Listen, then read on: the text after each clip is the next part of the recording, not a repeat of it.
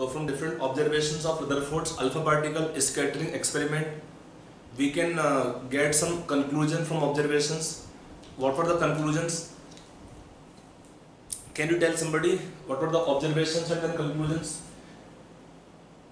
बाल किसने जी बताएंगे आप?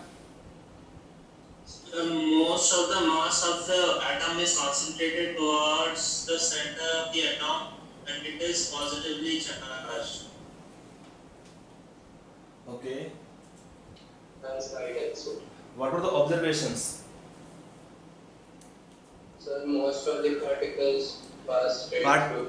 Particles pass through gold foil. A small fraction of the alpha particle was reflected by small angle and one in 20,000 bounce back and 90 degree. Okay.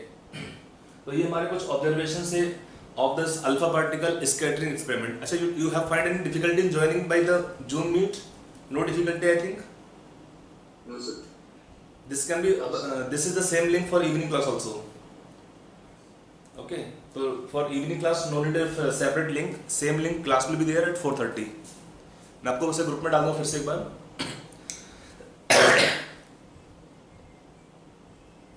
So anyway, तो अब हम जो different हमारी observation से from observation we have some conclusions, उसमें एक relation लिख लीजिए. इसमें रिलेशन काम आती है के बारे में. If you take radius of nucleus for different elements it will be different, slightly different.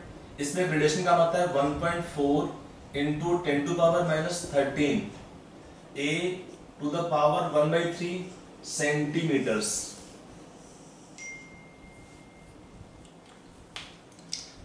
For the nucleus we have radius is 1.4 into 10 to power minus 13 a to the power 1/3. यहाँ पे unit क्या है? Centimetre.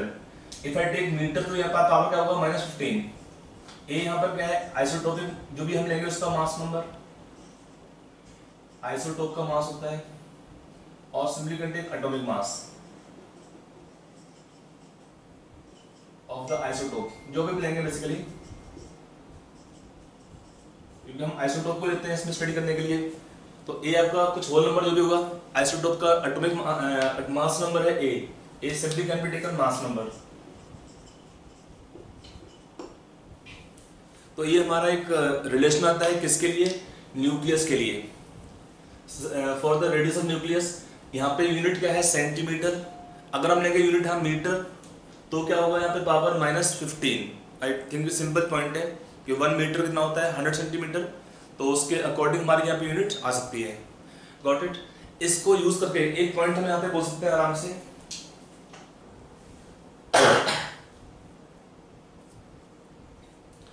By using this expression, जो बच्चे late आए हैं try करो class में राइट टाइम पे एंटर कर जाओ. जूम में आपका डाटा कंजम्पशन काफ़ी कम होगा बच्चों का. आराम से स्पीड भी ठीक रहता है. मे भी थोड़ा क्वालिटी डाउन लगेगा गूगल मीट से, बस चलेगा. तो यहाँ पे क्या है? इसमें इस एक्सप्रेशन से हमने कल आपको कहा था कि अगर हम लेते हैं रफ रेंज था कि अगर हम लेते हैं साइज ऑफ एटम और radius of atom, if it is rough range, radius of atom इसका रेंज क्या होता है? 10 power -10 metres. And we take radius of nucleus, इसका रेंज कितना आता है? 10 पावर -15 मीटर्स. ये रेंज है, रफ रेंज. अगर हम लेते हैं स्पेसिफिकली तो हम लिख सकते हैं कि for the nucleus of different isotope the radius can be found by this expression. The radius can be found by this expression. अगर हम इससे डेटा को यूज करते हैं, इस डेटा को can you find from here, assume करते हैं कि both atoms and nucleus are spherical, then find the ratio of volume of atom to the volume of nucleus. Assume that both atoms and means if इस data को use कर लेंगे. Assume both atoms and nucleus are spherical in shape, then find the ratio of the volume of atom to the volume of the nucleus. निकालो जो कितना आएगा?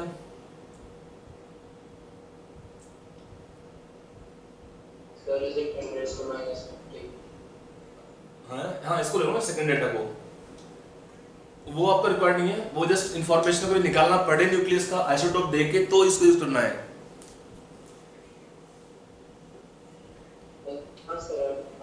Ratio is in 10⁻50. Yes, simple point है। अगर हम देखते हैं what is volume of atom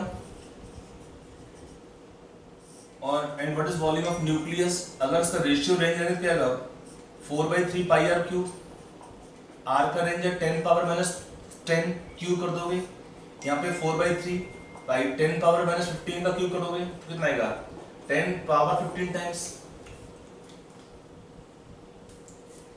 तो अगर हम देखते हैं तो रेशियो लेते हैं volume of atom to volume of nucleus, इसका रेंज क्या आता है, ये आपका रेंज रहेगा वॉल्यूम रेशियो का 10⁻15 times.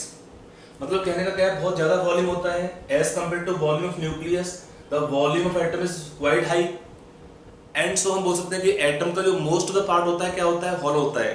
It indicate the most of the part of atom is vacant hollow space. अगर हम इसको कंपेयर करते हैं, इसको हम कंपेयर करते हैं तो कैसे लगता है, if you draw a radius of 5, if you draw a sphere of radius 5 kilometres, in that big sphere of radius 5 kilometers, the nucleus is like a tennis ball। इतना आपका रेशियो होता है, ये इतना बड़ा वॉल्यूम है। आप देखेंगे रेशियो, तो अगर हम लेंगे suppose we take a tennis ball, उसको मान लेते हैं nucleus, then what is the volume of the atom, इसका कितना वॉल्यूम आएगा, ये होता है एक स्फीयर ले लेते हैं, एक we take a big sphere of radius 5 kilometre, in that big sphere of radius 5 kilometre your nucleus is just like a tennis ball.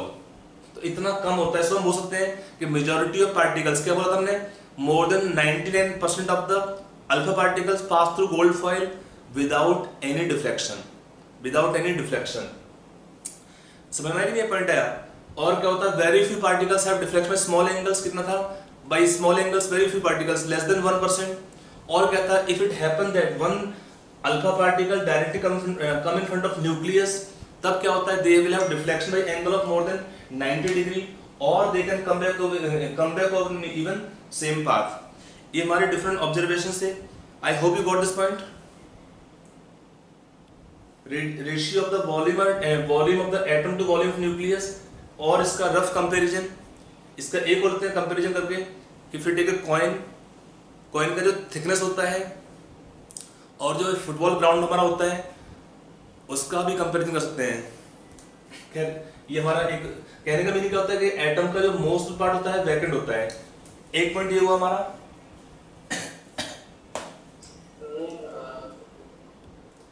Can you explain how to use that equation? कौन सा equation? Sir, the top one, atomic mass of ice. ये equation object है ना, इसका क्या derivation चाहिए इसका? Yes, sir. नहीं, कैसे करें? कुछ नहीं, आपको यूज कैसे करेंगे बताते हैं। जो भी आपको आइसोटोप मिलता है इसको यहाँ पे पुट कर देंगे उसका मास नंबर, तो हमें उसका निकालना न्यूक्लियस से निकल जाएगा इससे। Sir, but an isotope of any element can be used. हाँ नहीं, जिसका निकालना है क्वेश्चन, इट इज नॉट कि क्वेश्चन पूछेगा कि find the volume of nucleus, find the radius of nucleus, तो वो तो मेंशन होगा कि किसका निकालना है, कैल्शियम का निकालना है कि हमको एन का निकालना है। जो भी एटम दिया होगा उसका तो मास नंबर पता होता है ना हमको, जो एलिमेंट को क्वेश्चन पूछेगा। हाँ सर। तो जो भी हमारा एलिमेंट का क्वेश्चन में दिया होगा उसका वैल्यू पुट करते हैं मास नंबर का, and then find the nucleus, volume, then you find the radius of the nucleus. So A is mass number or mass of isotope? Mass number. चलिए आगे चलते हैं, इसको कैसे यूज कर सकते हैं। चलिए मैं कोई क्वेश्चन करता हूं।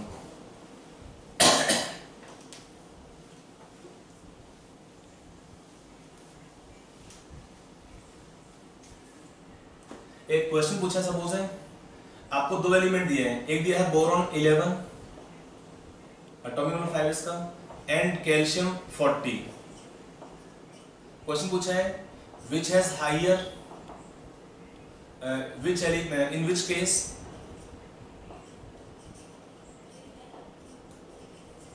the density of nucleus is more. One is calcium, one is boron. In the two atoms, or which atom will have higher density? Yes, sir. एक बार और सोच लीजिए।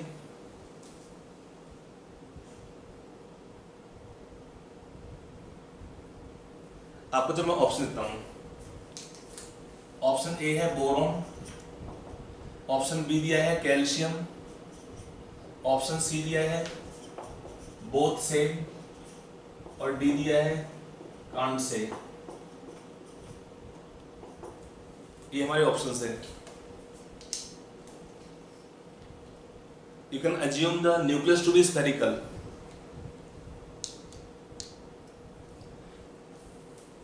देखो इसमें what should be answer of this question?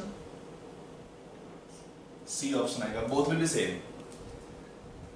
In fact हम बोल सकते हैं कि all nuclei have same density, the density of nucleus is same for any atom. आप सिंपल देख सकते हो relation. How to find density? Mass upon volume, ये तो होता है रिलेशन। जिसका भी निकालना है मास, तो हम लेंगे मास ऑफ द आइसोटोप भी लेंगे। सपोज ए ले लिया हमने ग्राम पर मोल में, हम अगर पर मोल का लेते हैं तो, और यहाँ पे क्या ले लेंगे इसका वॉल्यूम 4/3 पाई आर क्यूब, और आर का वैल्यू क्या है इस केस में? I'm not calculating, I'm not putting the value for calculation purpose, just telling the value. R का वैल्यू क्या है 1.4 into 10 to power minus 13, A का पावर 1/q का होल क्यूब करोगे तो क्या होगा इसमें? A अपॉन 4/3 पाई, यहाँ पे क्या है 1.4 into 10 to power minus 13 का होल क्यूब करोगे, इंटू करोगे ए कर दोगे, ए क्यू, ए का पावर 1/3 है, पावर 3 का कितना आएगा? ए आ गया, तो क्या होगा इसमें? A and A will cancel out, है कि नहीं? तो क्या आएगा आपका value 1/4/3 pi into 1.4 into 10 to power minus 13 का होल क्यूब। इसमें हमारा ए आता ही नहीं है, ए इज नॉट इन्वॉल्व, तो हम इससे क्या बोल सकते हैं? I'm just taking the not calculation purpose, just ratio के लिए बता रहा हूँ। तो हम बोल सकते हैं इस पॉइंट से क्या? Density of all nuclei will be same. Are you clear now? Why same? Because यहाँ पर ए था mass of the mass number, यहाँ पे ए था आपका आइसोटोप का मास, उसका 1 पावर था 1/3 ऑन क्यूब, ये ए हो जाएगा, ए and A will cancel out, तो ए तो आपका इन्वॉल्व होता ही नहीं है। अगर आपका ए 11 था तो यहाँ भी 11, यहाँ भी 11, 40 में भी यहाँ भी 40, यहाँ भी 40, तो दैट कैंसिलिंग आउट। सो हम बोल सकते हैं कि density of all the nuclei क्या होता है? सेम।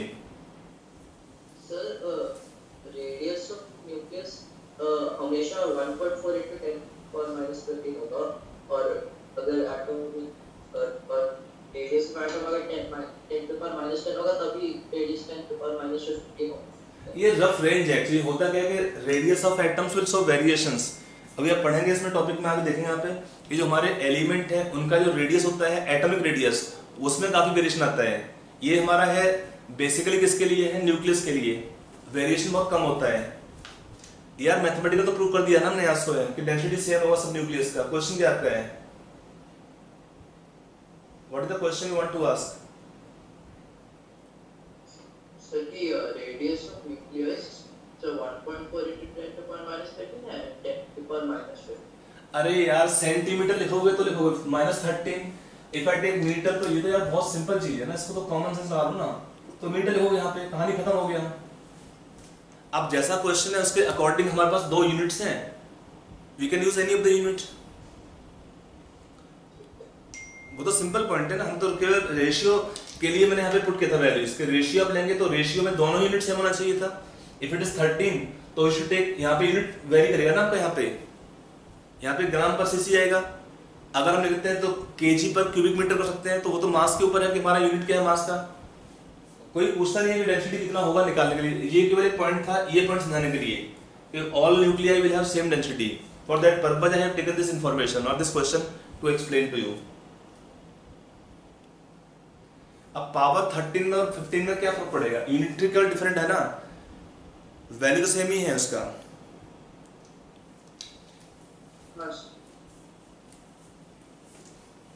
अब आते हैं अपने Rutherford, coming back on the topic Rutherford's atomic model.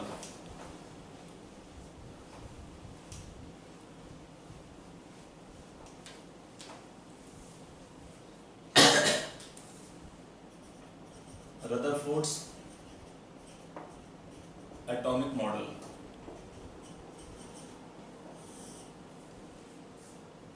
ये किस पे बेस्ड था? It was based on, it was given using the observations of Rutherford's alpha particle scattering experiment. It was given from using observations of Rutherford's alpha particle scattering experiment।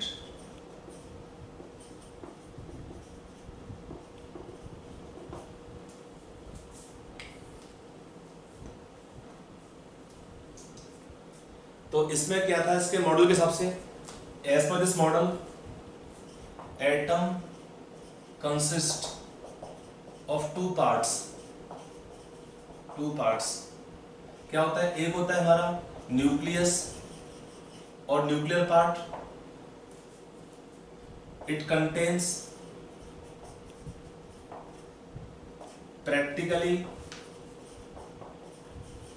entire mass of atom, practically entire mass of atom। It contains practically entire mass of the atom, have very high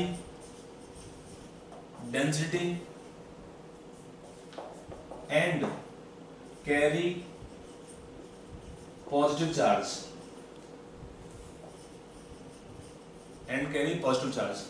actually में density में एक और होता है comparison कि अगर actually when we take nucleus they have so high density कि अगर हमें एक ऑब्जर्वेशन था कुछ साल पहले का, क्या था ऑब्जर्वेशन कि if we take all the cars of the world, उनका हम मास लेते हैं, उनका अगर मास लेते हैं तो वो कितना मास होगा? इफ वी अज्यूम के that all the cars are made of only nucleus, तो एक फुटबॉल का साइज का न्यूक्लियस अगर हम एक वी टेक फुटबॉल साइज या एक फुटबॉल लेते हैं, if you take one football made of only nucleus, that have the mass is equal to the mass of all the cars of the world. इतना समझ लीजिए कि if you take a football, suppose football is made of only nucleus, आप किसी भी element का ले लेते हैं तो डेंसिटी तो सब सेम होता है न्यूक्लियस के लिए। If you take a football of any of the atom made of only nucleus, तो इसका मीनिंग क्या होगा? उसका मास कितना होता है? उसका मास होगा equal to mass of all the cars of the world. एक रफ ऑब्जर्वेशन था उसका।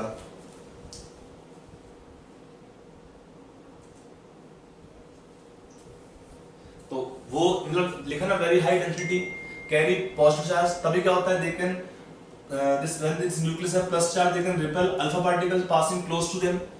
और क्या होता है सारा मास वहीं पे होता है, तभी if it happens that some alpha particles coming in front of nucleus, they will have either coming back on same path or they have deflection angle of more than 90 degree। एक तो हुआ न्यूक्लियस के अंदर। अब आते हैं second part क्या होता है इसमें? Second part is taken which is called as extra nuclear part। extra nuclear part इसमें क्या होता है? it contains electron revolving around the nucleus at high speed। It contains electrons revolving around the nucleus at high speed in circular motion।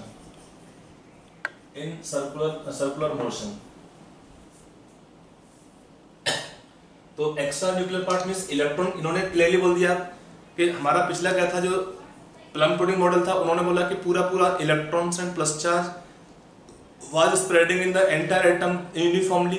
But इन्होंने क्या बोला कि atom का जो मास, एटम में दो पार्ट होते हैं, एक न्यूक्लियस होता है which contain plus charge and all the mass, और बाहर होते हैं उसके electrons, they are not revolving, they are not inside the nucleus. तो ये होता है एक्स्ट्रा न्यूक्लियर पार्ट। अब you can have one doubt in mind कि अगर हमारा इलेक्ट्रॉन बाहर घूमते हैं तो why not electron will collide with the alpha particles, and why not the path of alpha particle can change by colliding with the electrons revolving around the nucleus? किसी को doubt है वाला? If anyone have doubt you can ask this question।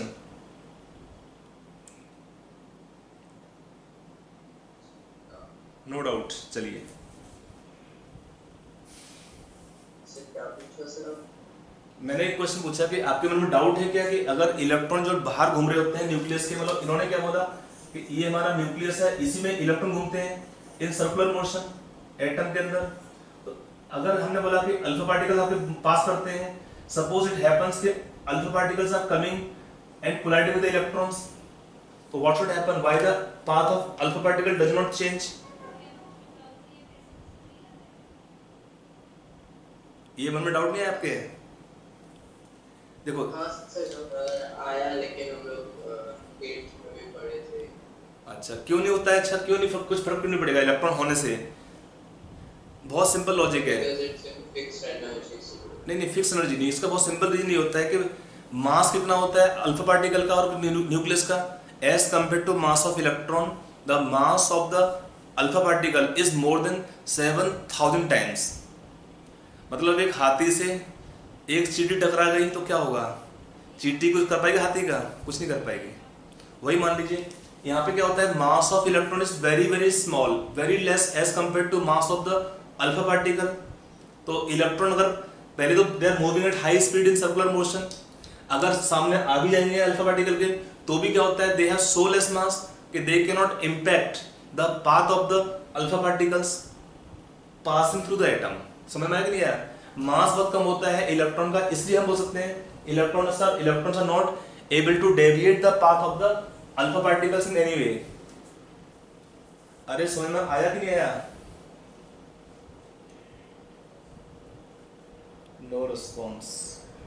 भाई सो रहे बच्चे लोग क्या?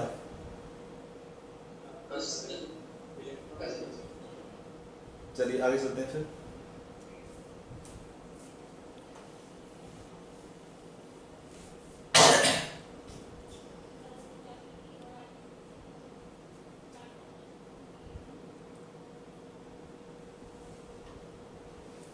लिख दिया? अब आते इसके ड्रॉबैक्स। इसके भी ड्रॉबैक्स क्या है इस मॉडल के? इसने इतना ही कहा इसके बारे में, ज्यादा कुछ नहीं कर पाया रदरफोर्ड जी। तो अब आते हैं रदरफोर्ड के बाद अब इसका आते हैं ड्रॉबैक्स। इस मॉडल में ड्रॉबैक क्या क्या थे?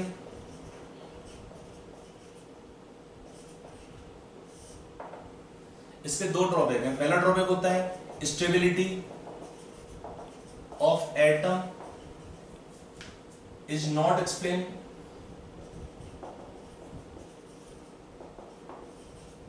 not explained, stability of atom is not explained। ये ड्रॉबैक कैसे होता है? देखिए यहाँ पे हमारी थ्योरी दिया था इस टाइम पे, ये आपका जो ड्रॉबैक दिया था बोहर ने, given by Bohr this drawback. Bohr ने इसका ऑब्जेक्ट क्या था, स्टेबिलिटी ऑफ एटम को लेके as per this model. Actually क्या हुआ था इसमें, फ्रॉम इलेक्ट्रोडायनामिक्स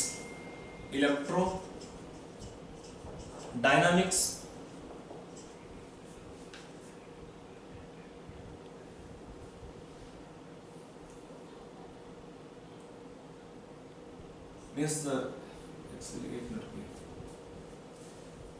ऐसे दिए from Maxwell's theory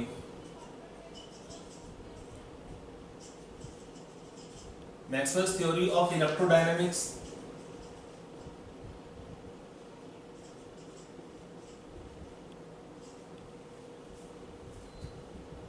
Maxwell's theory of electrodynamics, it was given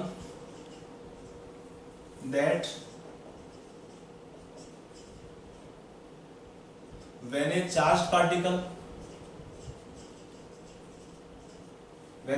particle revolves around one more charged particle,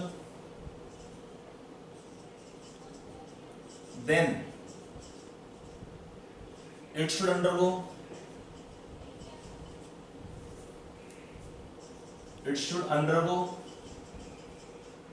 continuous acceleration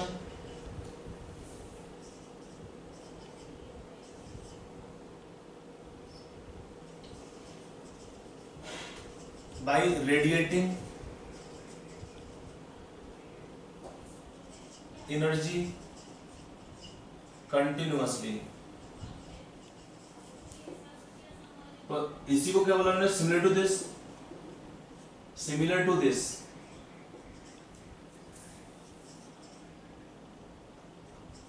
When electron revolves around nucleus, then even though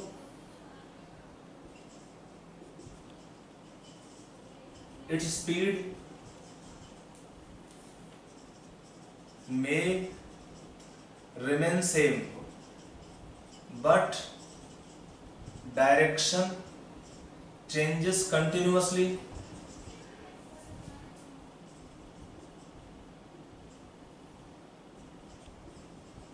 direction changes continuously. So following a spiral path,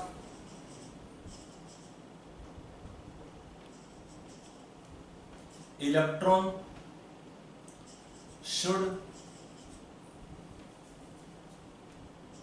emit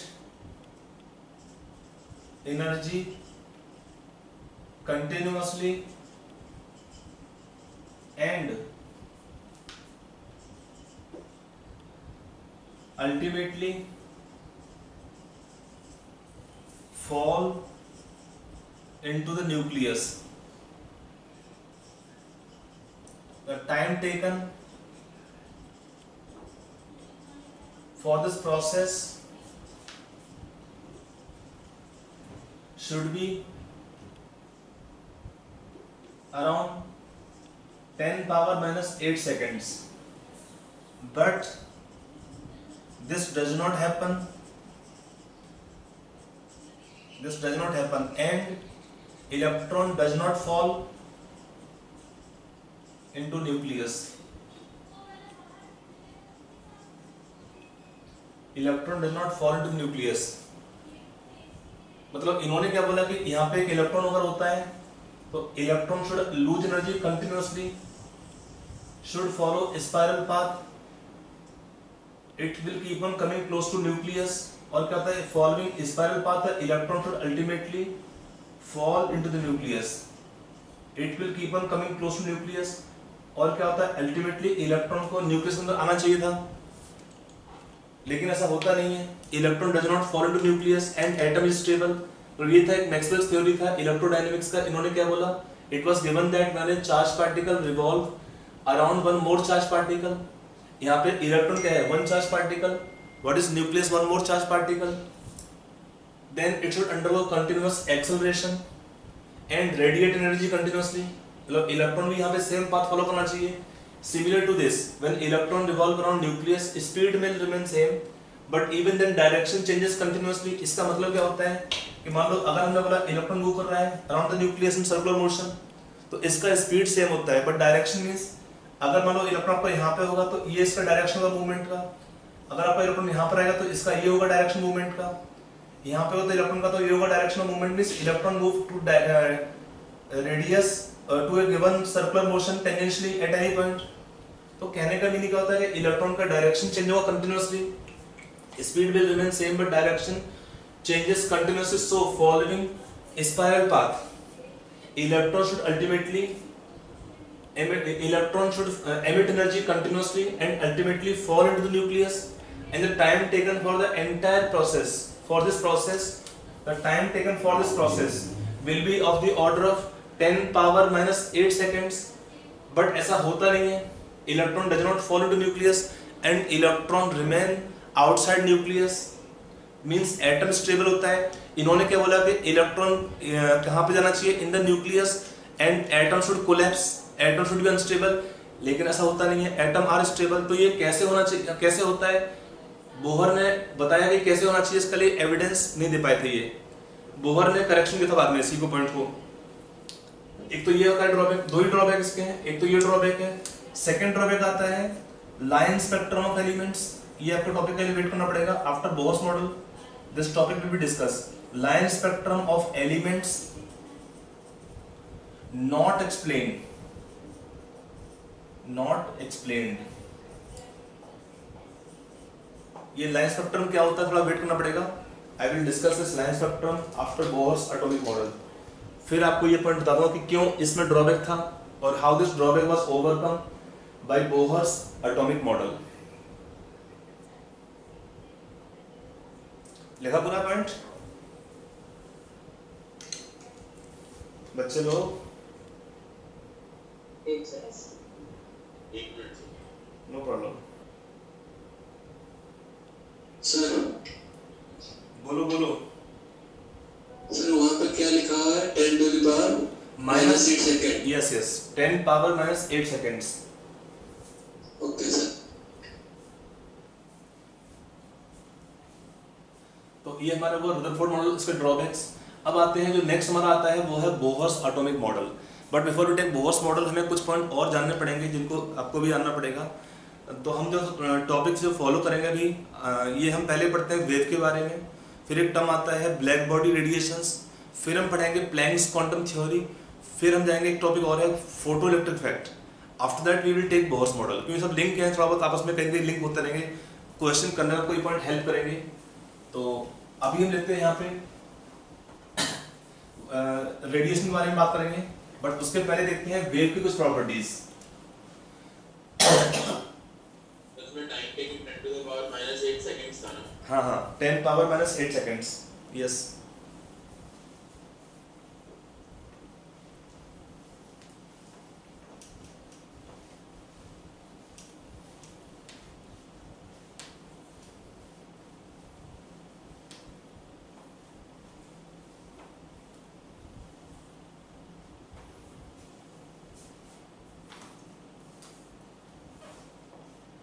कुछ यहाँ properties पढ़ते हैं wave के लिए। Some properties of waves, क्योंकि मुझे topic पढ़ना है वो है इलेक्ट्रोमैग्नेटिक रेडिएशंस। उसमें कुछ प्रॉपर्टीज वेव का पढ़ना पड़ेगा हमको। मान लो हम एक वेव मोशन लेते हैं, इस टाइप का वेव मोशन दिया है। यहाँ पे प्रॉपर्टीज में क्या है, इसे ये हमारे क्रेस्ट होता है वेव में, क्रेस्ट, ये ट्रफ होता है, क्रेस्ट एंड ट्रफ। यहां पे आता है वेव का a is symbol of waves amplitude, ये है वेव का एम्पलीट्यूड सिंबल ए। ये होता है वेव का wave length lambda. For wave motion some properties are there that we can study. पहला आता है पॉइंट यहाँ पे वेव के लिए amplitude of the wave, it can be taken as height of crust और डेप्थ ऑफ ट्रफ। सेकंड आता है पॉइंट यहाँ पे wave length, symbol is lambda for wavelength, symbol is lambda for wavelength। ये क्या होता है, means it is distance between to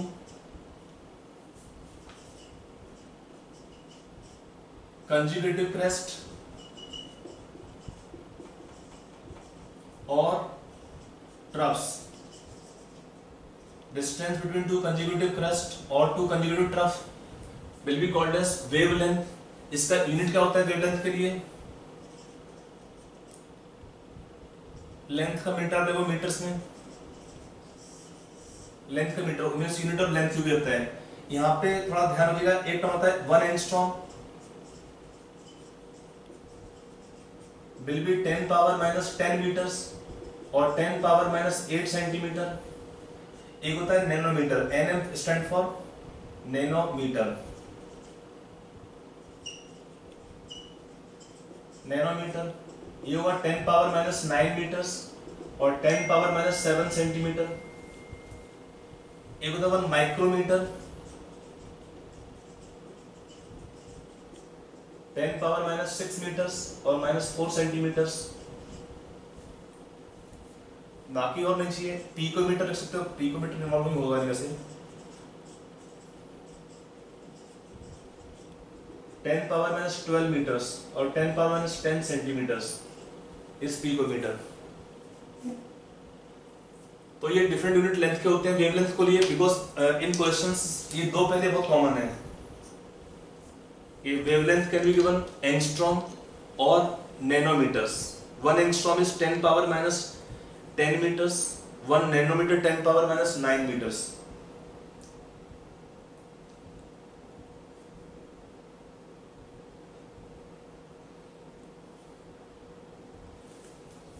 third आपका आएगा पॉइंट यहां पर, frequency of wave, symbol is nu, pronounce is nu, nu, ये सिंबल है फ्रीक्वेंसी के लिए। क्या होता है frequency? It is number of waves passing through a point per second, per second, number of waves passing through a point per second. इसका क्या होगा? यूनिट्स ऑफ फ्रीक्वेंसी लिखते हैं साइकिल्स पर सेकेंड और हर्ट्ज।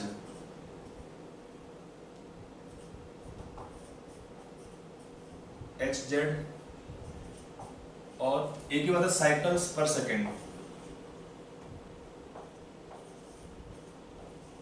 दोनों का मीनिंग सेम ही है, don't get confuse. CPS cycles पर second.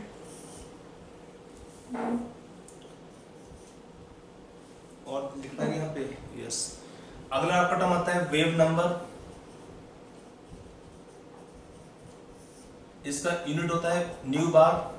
It is number of waves, number of waves per unit length, per unit length. Relation क्या है वेवलेंथ का वेव नंबर से? 1/λ। ये आपका रिलेशन है वेव नंबर का, वेव नंबर इज 1/λ। यहाँ पे क्या है यूनिट्स क्या होगा वेव नंबर का? पर सेंटीमीटर और per meter. In length of 1 centimeter we can have how many waves, और in length of 1 meter we can have how many waves? लिखा पूरा?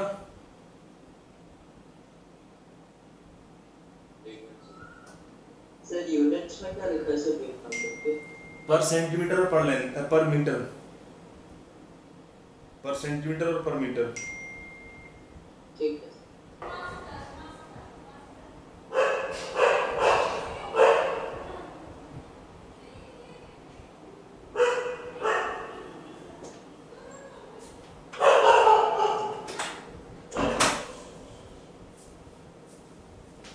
लिखा कि नहीं लिखा मुझे तो भाई?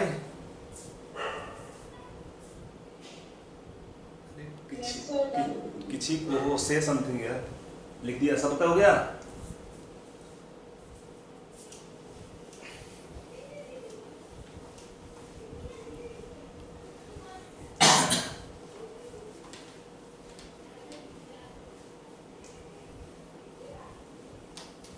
अगला आता है पॉइंट यहाँ पे प्रॉपर्टीज में, velocity of waves, simple taken v और c तो होता है लाइट के लिए, but can take symbol v, velocity of waves. ये क्या होगा? Product of frequency into wavelength. Frequency into wavelength can give the wavelength. क्या होता है? Number of means 1 unit of the length wave, और ये होता है number of waves that can pass through point 1 second. तो ये आपका हो जाता है metre per second, we can take units of centimetre per second. एक आता है पॉइंट यहाँ पे time period, time period. It is the time required for one wave to pass through a point. How to find this time period? 1 by frequency.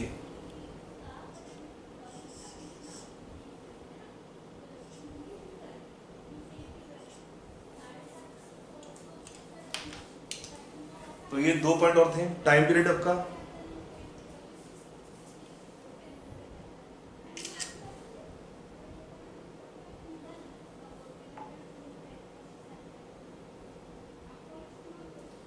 तो ये कुछ property थी wave के लिए, लिख दिया। यस। अब आते हैं जो हमारा नेक्स्ट पॉइंट है, हमें पढ़ना है Planck's quantum theory. Planck's frequency कम है, ये आपका फ्रीक्वेंसी है, यहाँ पे है frequency into wavelength lambda. Velocity आपका है product of frequency into wavelength और टाइम पीरियड आपका है 1 बाई फ्रीक्वेंसी। Okay, yes. आगे चलें। यस। जो हमारा जो अगला पॉइंट है वो लिंक है, तीन पॉइंट है, तीनों लिंक है। I will first explain the link and then we can keep on continuing. देखो अब हमें जो पढ़ना है टॉपिक वो पढ़ना है प्लैंक्स क्वांटम थ्योरी। अभी पढ़ाऊंगा नहीं, इसको पढ़ाऊंगा थोड़ी देर में। पहला है प्लैंक्स क्वांटम थ्योरी, और ये क्या होता है, it is based on black body radiations, based on black body radiations. और ये ब्लैक रेडिएशन के बारे में बात करते हो, क्या होता है, कौन से रेडिएशंस, ये होते हैं आपके ईएम रेडिएशंस। ईएमआर का मैंने क्या लिखा मीनिंग, एक्चुअली यहाँ पे हम पहले डिस्कस करते हैं इसी के बारे में, ईएम और electro magnetic radiations, EMR, electromagnetic radiation, ये इसका मीनिंग है।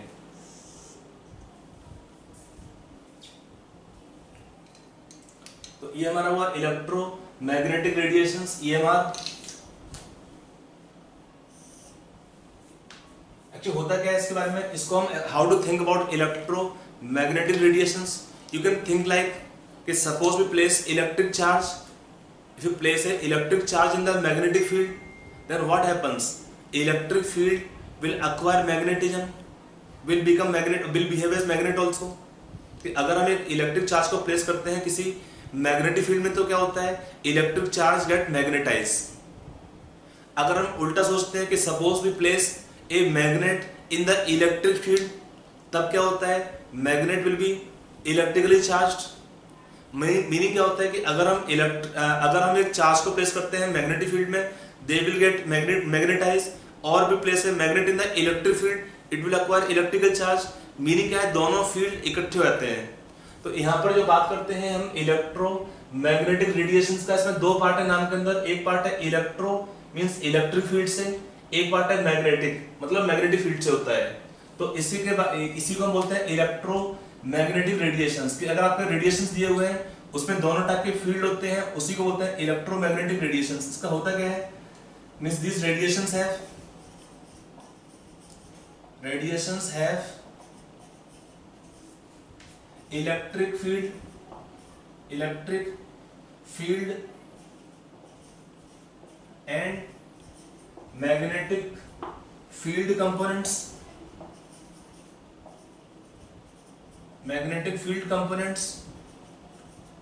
mutually perpendicular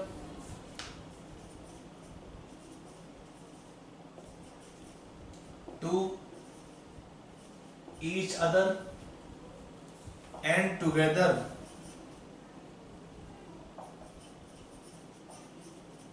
they are perpendicular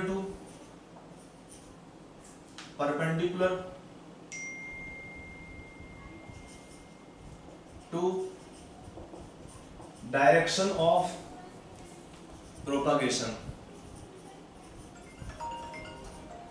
of radiations।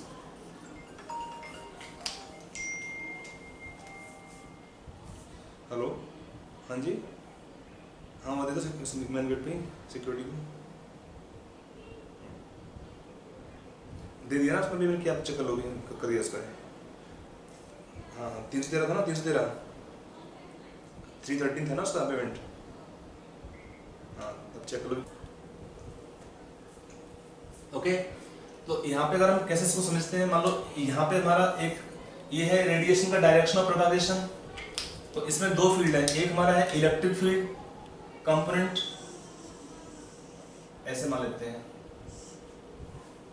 मतलब हमारा अगर ये लाइन पास कर रहे हैं, सिंगल लाइन है, तो इसमें जो फील्ड होता है कैसे होगा, परपेंडिकुलर, मतलब प्लेन के बोर्ड के प्लेन पे है ऐसे होगा, बोर्ड के प्लेन पे है, मतलब दोनों फील्ड कैसे दिखेंगे आपको कि ये मतलब ऐसे आपका लाइन पास हो रही होगी कंटिन्यूअसली, तो इसको हम बोल सकते हैं इलेक्ट्रिक फील्ड कंपोनेंट। और एक होता है मैग्नेटिक फील्ड कंपोनेंट, वो होगा इसके परपेंडिकुलर,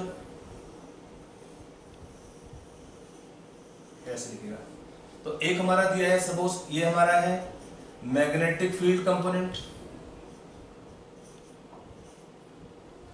और जो ब्लू लिखा है मैंने वो होता है इलेक्ट्रिक फील्ड कंपोनेंट। कंपोनेंट्स है, ये है direction of propagation of radiations, ऐसे मूव कर रहे होते हैं, तो ये हमारा है मान लो इलेक्ट्रिक फील्ड कंपोनेंट ऐसे होगा ब्लू वाला, तो ये हमारा रेड वाला होगा ऐसे होगा इलेक्ट्रिक फील्ड कंपोनेंट, तो दे आर म्यूचुअली परपेंडिकुलर। ये हमारा सपोज डायरेक्शन है प्रोपागेशन का रेडिएशंस का, ये डायरेक्शन है रेडिएशन का प्रोपागेशन का, ब्लैक वाला मान लेते हैं। तो एक हमारा है इलेक्ट्रिक फील्ड कंपोनेंट ब्लू वाला कैप मान लेते हैं, ये रेड वाला क्या होगा, इसके परपेंडिकुलर है, ये दोनों कैसे परपेंडिकुलर है दूसरे के, और ये डायरेक्शन के परपेंडिकुलर दोनों होते हैं।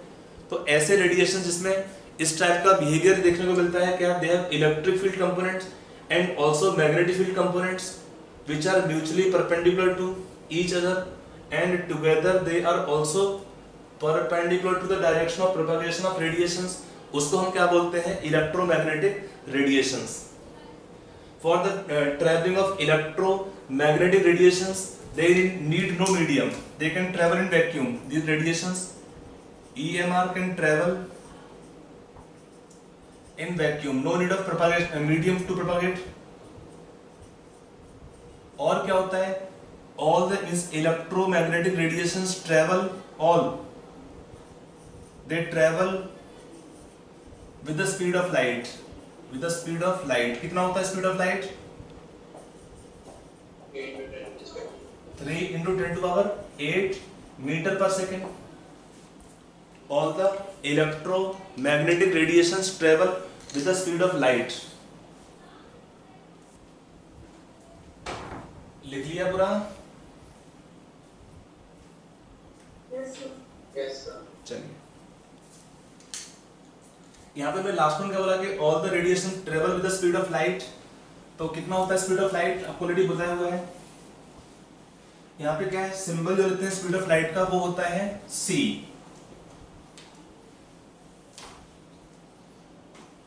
All the radiations travel with the speed of light. What is speed of light? Symbol हम लेंगे इसके लिए c, 3 into 10 to power 8 metre per second, है ना।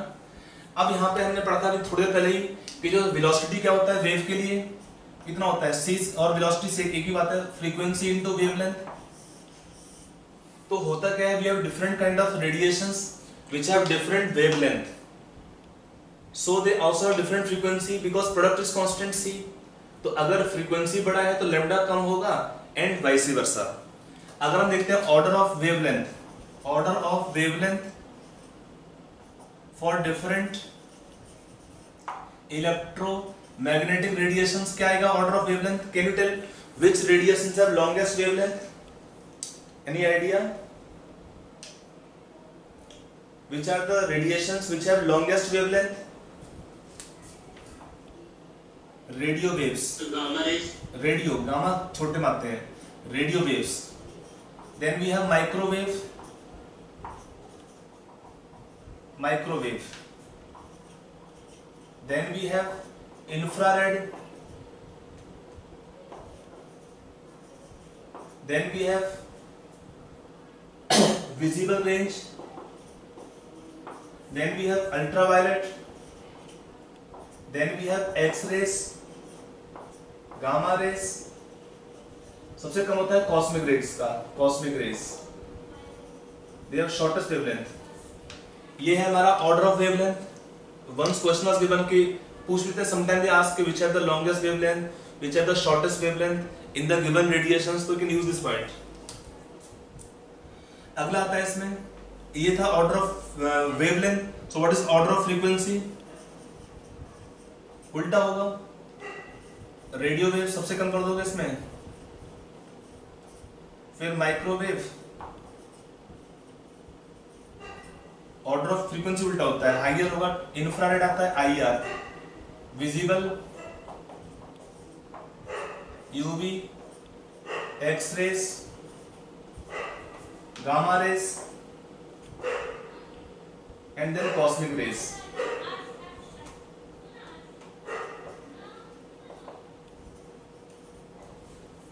तो ये हमारा है ऑर्डर ऑफ फ्रीक्वेंसी और ये है ऑर्डर ऑफ द वेवलेंथ। दोनों का ऑर्डर उल्टा होता है बिकॉज प्रोडक्ट कांस्टेंट है, तो जिस भी रेडिएशन का वेवलेंथ लॉन्गेस्ट होगा उसका फ्रीक्वेंसी सबसे कम होता है and vice versa. So what is after X-ray? क्या? So what is after X-ray? Gamma rays ऊपर लिखा ना सेम ही है, यहाँ पे उल्टा करना बस है, गामा रेस कॉस्मिक रेस।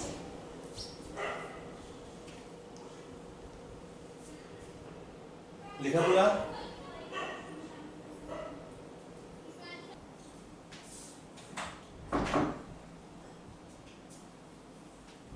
लिखा पूरा?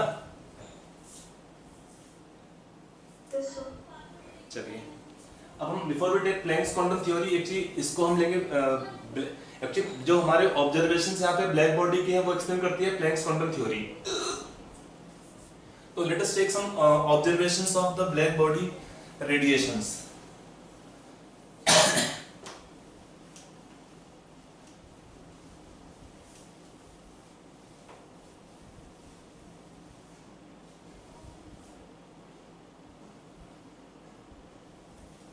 चलो पहले लिखते हैं ब्लैक बॉडी रेडिएशंस, उसके बाद आएंगे प्लैंक्स क्वांटम थ्योरी पे। ब्लैक बॉडी रेडिएशंस, ये यहाँ पे रेडिएशन का भी क्या होता है, जो हमारे वेव के जो इलेक्ट्रो मैग्नेटिक रेडिएशन के बारे में डिस्कस करते हैं। एक्चुअली होता क्या है कि ब्लैक यहाँ पे बेसिकली ये एक्सप्लेन करता है कि how the energy exchange can take place by the black body और डिफरेंट अदर बॉडीज। यहाँ पे क्या है, different bodies also can be taken, but हम लेते हैं ब्लैक बॉडी को। क्यों लेते हैं ब्लैक बॉडी को? बिकॉज ब्लैक बॉडी क्या होता है, it can be taken as a perfect, black body can be taken as a perfect और एब्जॉर्बर ऑफ हीट और एनर्जी,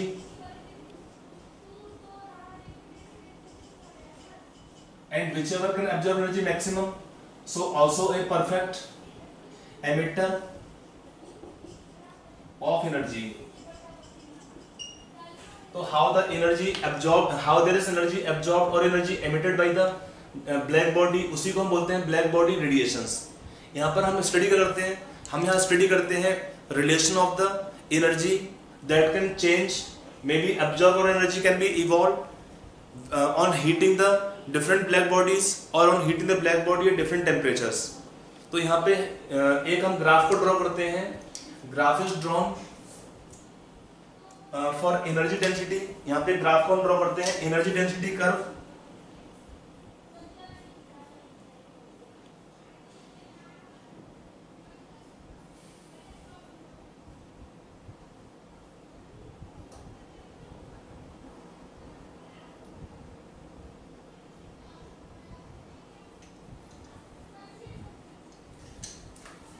तो यहाँ पे क्या होता है, एक हम यहाँ पे ग्राफ ड्रॉ करते हैं, एक टर्म आता है energy density.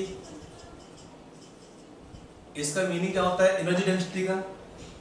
The amount of energy, amount of energy that is radiated per unit volume of the black body, per unit volume, amount of energy radiating per unit volume. यहाँ पर एक हम graph जो graph draw करते हैं तो इसमें वही पढ़ते हैं the correlation between the energy density, between the energy density, energy density and wavelength at different temperatures,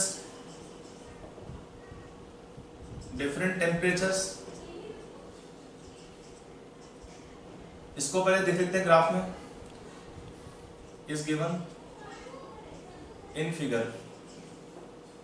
एक हम फिगर ड्रॉ करते हैं, यहाँ पे फिगर पे कुछ ऑब्जर्वेशंस हैं, उसी को हमें देखना होता है। यहाँ पे आपका ग्राफ ड्रॉ करते हैं फॉर एनर्जी डेंसिटी, और यहाँ पे आपका होगा लैम्डा वेवलेंथ। यहाँ पे है 5000 एंगस्ट्रॉम, 10,000 लैम्डा इन एंगस्ट्रॉम, 5000, 10,000, 15,000, 20,000।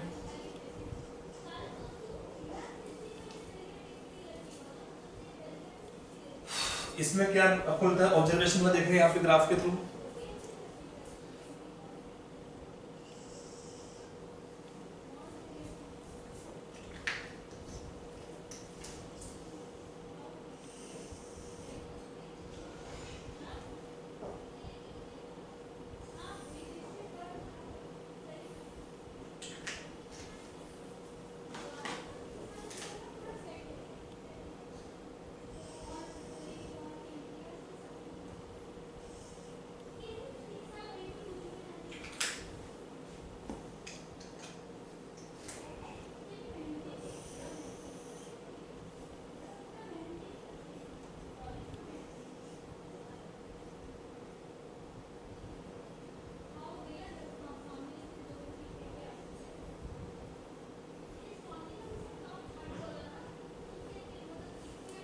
ये आपको दिया है टेम्परेचर, हाई टेम्परेचर है 5000 केल्विन टेम्परेचर। ये आपका टेम्परेचर दिया इसमें 4000 केल्विन टेम्परेचर। यहाँ पे दिया है 3000 केल्विन टेम्परेचर। ये दिया है एट 2000 केल्विन टेम्परेचर।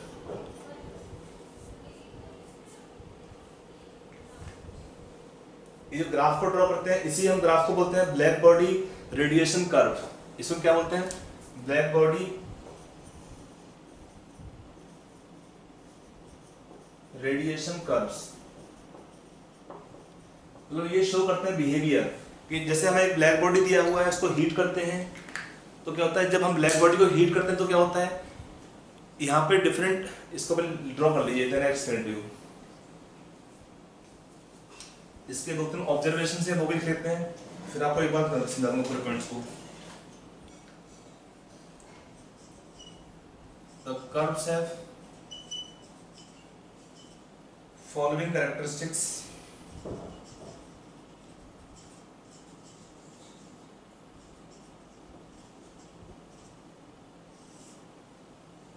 पहला पॉइंट क्या है इसमें? For each temperature there is a particular wavelength, there is a particular wavelength at which energy radiated is maximum.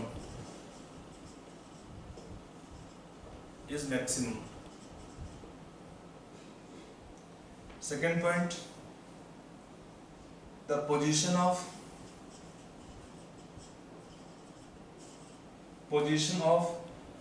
maximum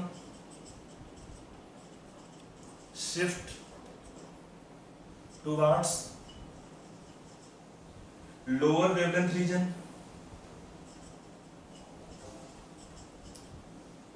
with rise in temperature, increase of temperature, T temperature यहाँ पे, the higher the temperature, more pronounced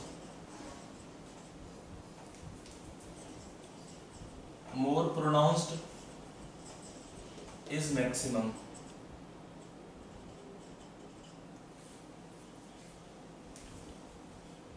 पूरा पढ़ने में आ रहा है कि ठीक से नहीं आ रहा है, कि कैमरे को थोड़ा जूम करना पड़ेगा?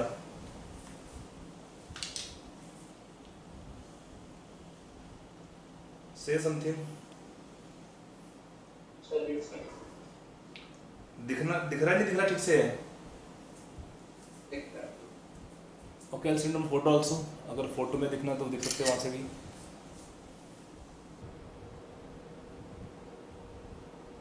सर थर्ड पॉइंट में क्या लिखा है? Temperature more Pronounced is the maximum.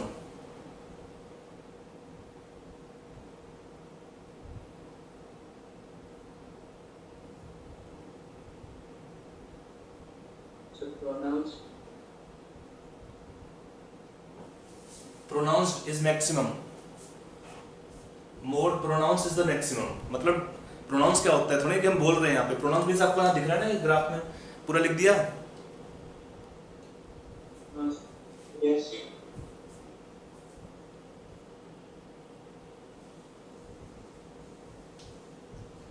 लिख पाए बच्चे लोग, नहीं लिख पाए इधर?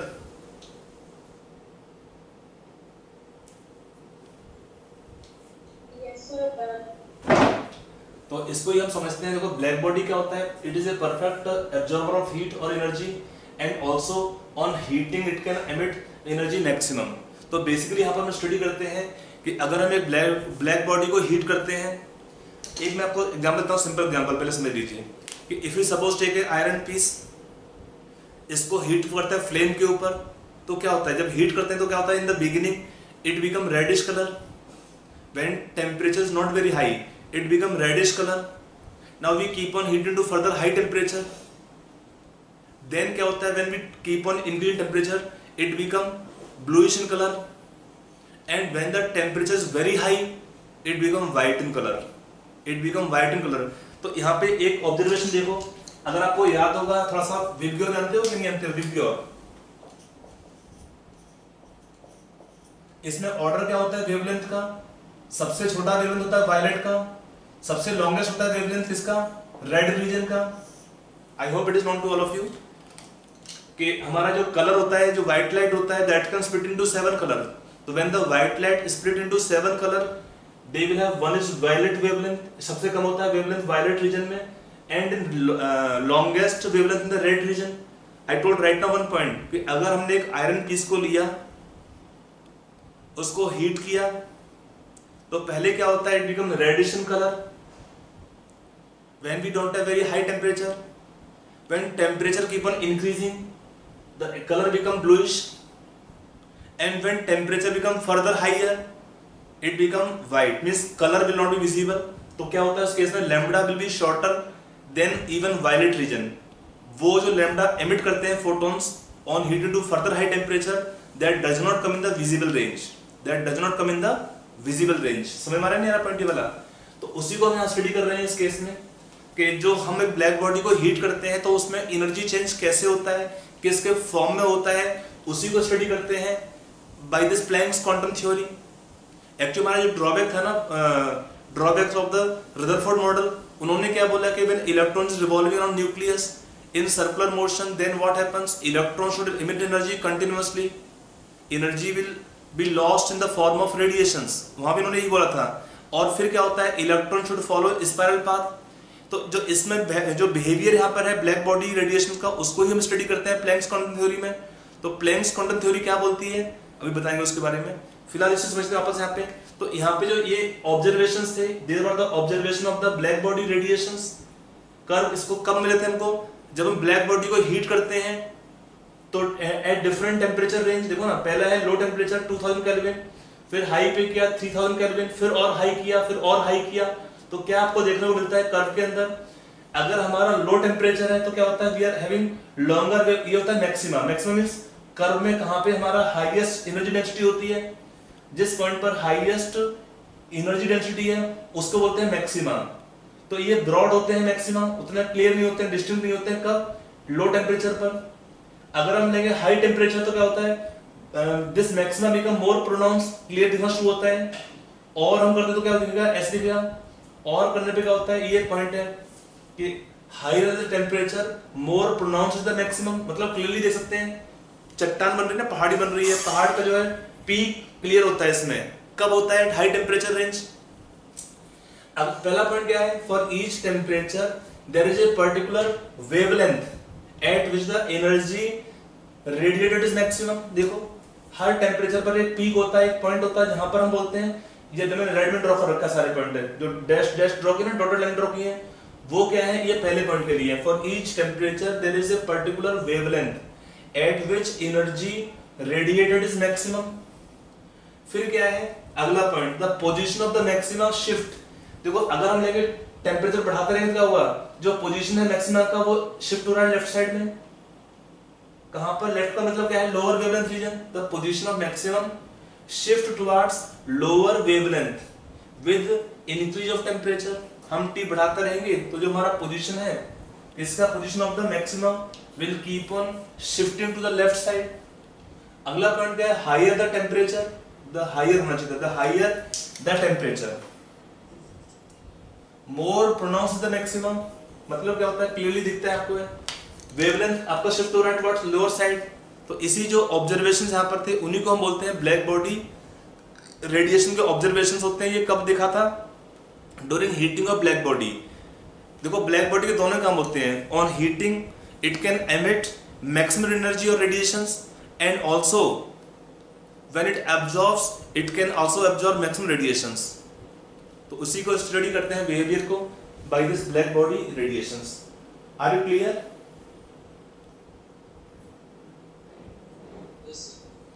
चलो इसका फोटो मैंने भेज दिया है, हाँ भेज दिया है। यूजिंग दिस पोस्टुलेट्स हमारा जो अगला आता है वो है प्लैंक्स क्वांटम थ्योरी। थके तो नहीं आप लोग हैं? चले कंटिन्यू और I can take in the second half evening जो नेक्स्ट टॉपिक हमारा है। सर इधर हैं? सर कोई आई एम नॉट गेटिंग, आप क्या बोल रहे हो? सर आई एम सेइंग अभी या बाद में दोनों। अच्छा दोनों आपकी मर्जी है, मतलब मेरी सबकी मर्जी है। चलो मैं एक्चुअली सोच रहा हूँ आपको ज़्यादा ना हो जाए एक बार में, बहुत सारे पॉइंट मिल गए ना एक बार में। अब एक काम करते हैं, मैं थ्योरी को फिलहाल यहाँ छोड़ूंगा। एक्चुअली प्लैंक्स क्वांटम थ्योरी में बहुत सारे क्वेश्चन करने पड़ेंगे तो उसका एप्लीकेशन ज़्यादा है इसका। तो अभी आप बैठ के पढ़ लो, 5 मिनट रिवाइज कर लो, कोई डाउट है पूछ लो उसमें, ठीक है? उसके बाद हम क्लास को छोड़ देंगे। और इवनिंग क्लास का टाइमिंग आपका क्लियर है कि नहीं है? क्या टाइम है क्लास का इवनिंग का? 4:30 और लिंक सेम रहेगा। लिंक आपको नया नहीं भेजूंगा, सेम लिंक क्लास का रहेगा। आप बस 4:25 पे क्लास पे लिंक को मतलब क्लिक कर देना। मैं भी क्लास का 4:25 पे ऑन कर दूंगा यहाँ से। लिंक विल रिमेन सेम और लिंक विल रिमेन। हाँ बोलो सर, फोन कॉन्सेप्ट का 2 क्वेश्चन में डाउट था। हाँ पूछ लो। हाँ अच्छा पूछो।